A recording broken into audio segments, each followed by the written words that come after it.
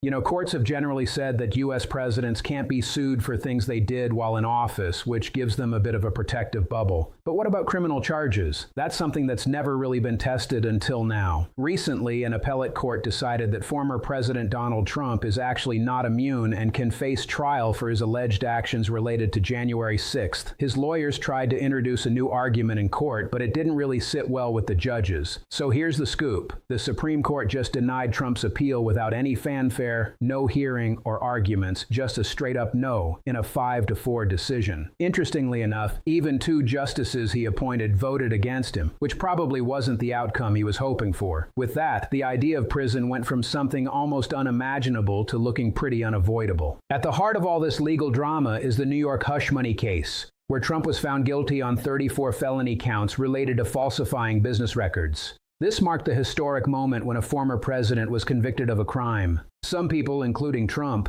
were not too happy about the trial, calling it disgraceful. The charges were brought by Manhattan District Attorney Alvin Bragg, who maintained his commitment to pursuing the facts and the law without any bias. Before even getting to the Supreme Court, this case was already making waves as the first time a former American president was publicly labeled a convicted felon by a jury. The evidence against Trump was pretty significant. There were documents, testimonies, and a clear paper trail that led right to his inner circle. The prosecution laid out a detailed narrative about how they allegedly scrambled to cover up damaging information from voters during the 2016 election by funneling payments through shell companies and then falsifying business records. Interestingly, there were discussions about what happened on the 6th, with some expressing admiration for the vice president's actions that day. It all seems to raise questions about the constitutional protections for a president versus the powers that a vice president might wield during such critical moments. So, it turns out that the jury's decision really sent shockwaves through the political landscape. They found the former president guilty on every count. But in America's complex legal system, that's just the start of a whole new chapter. Instead of wrapping things up, it opens the door to a bunch of appeals and attempts to overturn that outcome. Right away, Trump's legal team jumped into action, filing motions to set aside the verdict. Today, we're seeing more repercussions from the Supreme Court's decision earlier this week regarding former President Donald Trump. The court ruled that while presidents do have immunity from prosecution, that only applies to actions taken officially. Trump's team is now pushing for his criminal conviction in the hush money case in New York to be reversed, leaning on that new ruling about presidential immunity. Let's not forget that there were indeed some checks signed during his presidency, but trying to claim they fall under official acts would be quite a stretch. The defense argued that the trial was unfair, that the judge was biased, and even that the charges were driven by political motives. But those arguments didn't hold up, so they went even higher, taking their case to the appellate courts. They argued that presidential immunity should retroactively protect Trump from being prosecuted for actions taken before he became president. Those appeals also fell flat. Now, they've reached the Supreme Court, which is really the end of the line for these kinds of disputes. They filed an emergency request to the justices asking them to stall the sentencing while they continue to challenge the conviction on the basis of immunity. Sources have shared that Trump is working hard to have his felony conviction tossed out, especially after the Supreme Court's big ruling yesterday. In a letter to the judge, Trump's team argues that evidence presented during the trial should have been shielded by presidential immunity. They're asking to delay Trump's sentencing, which is set for the 11th of July, so they can take the necessary time to present their case. It's quite the saga unfolding, that's for sure. So here's the deal. The Supreme Court recently got a request that was pretty urgent and honestly a bit frantic. It basically described a presidency in crisis and pleaded for the justices to step in and shield Trump from the embarrassment of being treated like an ordinary criminal. But after reading it over, the Supreme Court made it clear they weren't buying it. Presidential immunity doesn't mean you get a forever pass to avoid consequences. It doesn't wipe the slate clean for any criminal behavior that happened before someone took office. Plus, state legal issues can't just be shifted to the federal level to get a Supreme Court intervention. By declining to hear the case, the justices made a statement that should really be common sense in any democracy. Now, there's a question about how to remove a Supreme Court justice, and you can find the answers in the Constitution, specifically Article 2, Section 4. This part says that the president, vice president, and other civil officers can be pulled from their posts if they're impeached for serious crimes. That includes a Supreme Court justice. Dr. Mark Graber, who's a pro in constitutional law, points out that taking down a justice follows the same impeachment process as anyone else. The law applies to everyone, even to those who have held the highest office in the country. What's really striking about this ruling is that it shakes the very foundation of Trump's entire legal game plan across all the cases he's dealing with. For quite some time, he seemed to think that delays and claims of immunity would keep him in the clear forever. He was constantly pushing for delays, contesting decisions, and trying to argue that as a former president, he had special legal protections that regular folks don't get. Well, the Supreme Court just dismantled that entire strategy with such precision. By not even allowing a full hearing, they sent a clear message to every lower court judge and prosecutor nationwide. Trump isn't special, and he certainly isn't immune. Trump is in a position where he can be prosecuted, convicted, and sentenced just like anyone else. And this sets a significant precedent that will echo through all his pending legal battles. We have the prosecution about federal election interference, where he's facing charges for attempting to overturn the results of the 2020 election, including conspiracy to defraud the United States and obstruction of official proceedings. Then there's the case in Florida concerning classified documents, where he's being accused of retaining national defense information, obstructing justice, and lying to investigators. Additionally, in Georgia, he's facing racketeering charges because he allegedly ran a criminal operation to manipulate the election results there. Each of these cases is unique, featuring different evidence, charges, and possible prison sentences. Trump's legal team had been preparing to use immunity arguments in these cases, but those plans just crumbled, thanks to the Supreme Court's decision. Prosecutors are feeling more confident now, knowing that the highest court has made it clear that Trump can indeed be held accountable. Judges are also in a stronger position to proceed without worrying that their rulings will get overturned on immunity claims. The legal landscape for Trump has really shifted, and it feels like he's on shaky ground. Now let's zoom in on the New York case, because this is where things are about to get serious during the sentencing phase. Judge Juan Merchan, who's managed the trial with impressive calm despite the constant criticism from Trump and his supporters, is ready to move forward since the Supreme Court has cleared the last hurdle. He has been patient, thorough, and unshakable throughout this whole ordeal. However, he's made it clear he won't put up with any more delaying tactics. The conviction remains intact, and the sentencing is happening. The only question left is what that sentence will actually look like. Legal experts generally think Judge Merchan might opt for a relatively light sentence in this particular case. After all, the charges are serious but non-violent, and Trump is a first-time offender regarding these specific charges, at least in terms of criminal convictions. Plus, there are the logistical challenges of incarcerating a former president who has lifetime Secret Service protection, which adds a layer of complexity. All these factors suggest that the sentence may not be as harsh as some might expect. Now that the Supreme Court has decided not to get involved, Trump's conviction is set in stone, and it's going to stick with him for life. Imagine being the first American president branded a convicted felon. Those 34 felony counts will be a permanent part of his story, whether he likes it or not. Even if he ends up with an unconditional discharge, which means no jail time and no extra fines, that conviction will still be there, hovering over him like a cloud. Many people might find it underwhelming if he doesn't get led away in handcuffs right away. But the reality is that the conviction itself is a huge deal. It's going to color how history remembers him and how voters see him moving forward, not to mention the impact it will have on any future legal battles he faces. And let's not kid ourselves, those future battles could really put him in a tough spot.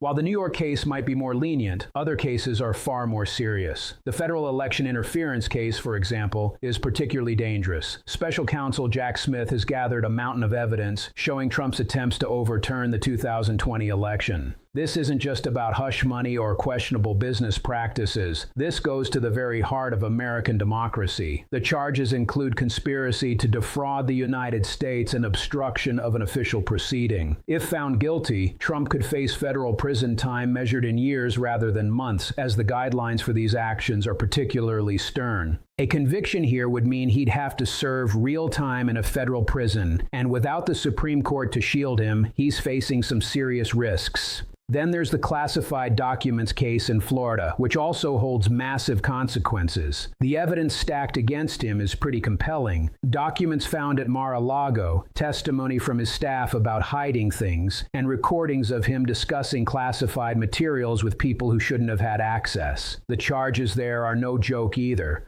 Willful retention of national defense information ranks as one of the most serious offenses in federal law. Conviction on this front would likely add even more weight to his already heavily burdened legal situation. It's interesting how the Supreme Court has dealt a significant blow to Trump's defenses, making it clear that he can't shield himself from accountability by claiming presidential immunity. The legal situation is looking even more complicated for him, especially with the Georgia case. In Fulton County, the district attorney has charged Trump under Georgia's RICO statute, which is traditionally linked to organized crime. These charges suggest he was part of a scheme to overturn the election results in Georgia. Now, the consequences of a RICO conviction are pretty serious as they come with mandatory prison time in Georgia. And there's a catch: state convictions aren't something a president can pardon, unlike federal ones. So even if Trump were to find himself back in the White House, he wouldn't have that option available for these state charges. It would take a pardon from Georgia's governor, which, given the current political climate, seems unlikely. This Georgia case in particular creates a distinct path to prison for him that he can't escape by wielding executive power.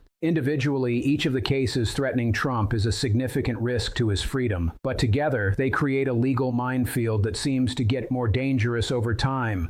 The Supreme Court's ruling acts as the key that dismantles the various legal shields Trump had hoped would protect him indefinitely. On top of all this, we can't overlook the political ramifications. Trump is now officially recognized as a convicted felon. No spin from political rivals can change that fact, no matter how hard they might try. This is a reality established by a jury and upheld by the Supreme Court, and the political fallout from this is only starting to unfold. In polls conducted during the legal battles, a notable number of Republican voters and even more independents have indicated they wouldn't back a convicted felon for office. These polling figures are about to face a real test as we move closer to Election Day. Of course, some of Trump's supporters may shrug off the conviction, calling it a politically motivated attack and doubling down in their loyalty. Yet elections often hinge on the margins, and that's where this conviction could do significant damage, particularly among suburban voters who are tired of the chaos and seeking something stable. It's going to be tough for people who believe in the rule of law and want a functional government to overlook the fact that Donald Trump is now labeled a convicted felon. This label isn't just going to float away. It's going to pop up in campaign ads, dominate debate questions, and be thrown around by his opponents.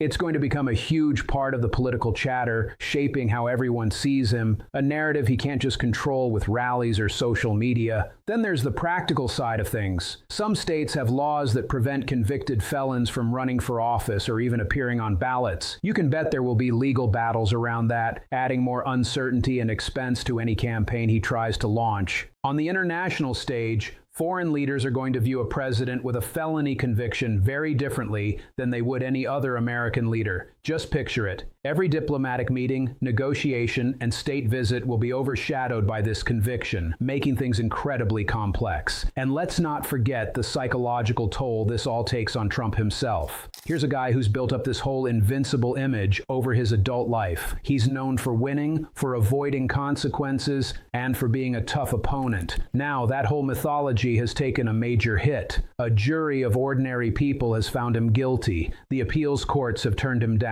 And even the Supreme Court, which includes justices he appointed, hasn't come to his rescue. He's officially a convicted felon, and there's no changing that fact. How does someone who's all about winning deal with such a colossal loss? It's bound to affect how he makes decisions, his emotional state, and even how he defends himself in ongoing cases. And let me tell you, the way he has behaved in courtrooms has been unpredictable at times. With fewer legal avenues available, things are only going to get more complicated. As the possibility of serving actual time behind bars becomes more real, I can see the pressure really starting to mount. When people feel trapped, they sometimes start to act irrationally. We've seen it happen before. They lash out at judges, they might fire competent lawyers in a panic, or they make public statements that later come back to bite them. And let's be honest, Trump has shown quite a few of these tendencies already. Now, with the Supreme Court's decision, things could ramp up. His legal team, which is already under a lot of stress, is going to have to deal with a client who may be losing hope, and that can be a tricky situation. As Trump becomes harder to manage, the lawyers left in his corner may face some tough ethical decisions, especially if their client is pushing for strategies that have no chance of working.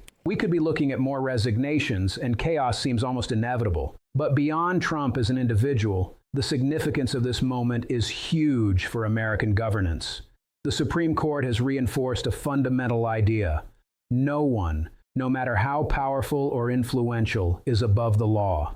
This principle has been under attack for years, with Trump and his allies claiming that prosecuting a former president is wrong and suggesting that the justice system becomes politicized when it holds powerful individuals to account. They've argued that former presidents should be immune to the consequences of their actions. By rejecting those claims, the Supreme Court has made it clear that we're not a country with royalty. The presidency is merely a temporary position of power, not a blanket shield against accountability. Once a president steps down, they're just another citizen subject to investigation, prosecution, and potential conviction. If the evidence and law support it, they can be sent to prison. This moment will have lasting implications for future presidents, making them acutely aware that criminal behavior carries real legal risks. They will learn that presidential immunity has its limits, that actions taken while in office aren't protected forever, and simply leaving office doesn't erase their legal exposure. All this new awareness will likely lead to more caution about engaging in wrongful acts. It strengthens the deterrence effects of the law at the highest level, just like the system was designed to function. The Supreme Court recently made a decision that really sticks to the idea of a government based on laws rather than individuals. They stood firm against the notion that anyone in power should be above accountability. This ruling not only honors that vision, but also reinforces the democratic institutions that Trump has been trying to challenge. Looking ahead, things are definitely moving faster now. Judge Merchant will go ahead with sentencing in the New York case. While the sentence might not be overly harsh, the significance of that moment will be huge. Just picture a former president standing in front of a judge awaiting a criminal sentence. That's going to grab headlines. Cameras will be flashing, history will be made, and news outlets from all over the world will be tuned in. After that, the spotlight will shift to the federal cases. The trial concerning election interference, which hit a pause due to appeals for immunity, is gearing up with fresh energy. Plus, the classified documents trial in Florida will continue, and the case in Georgia will proceed through the state courts. Each of these cases has the potential for conviction and even prison time, slowly tightening a legal vice around Trump month by month. He's really running out of options to dodge these legal challenges. The delays that helped him in the past are getting harder to defend. Judges in different courts have taken notice of the Supreme Court's stance, and now they're less likely to entertain those frivolous motions or grant lengthy extensions.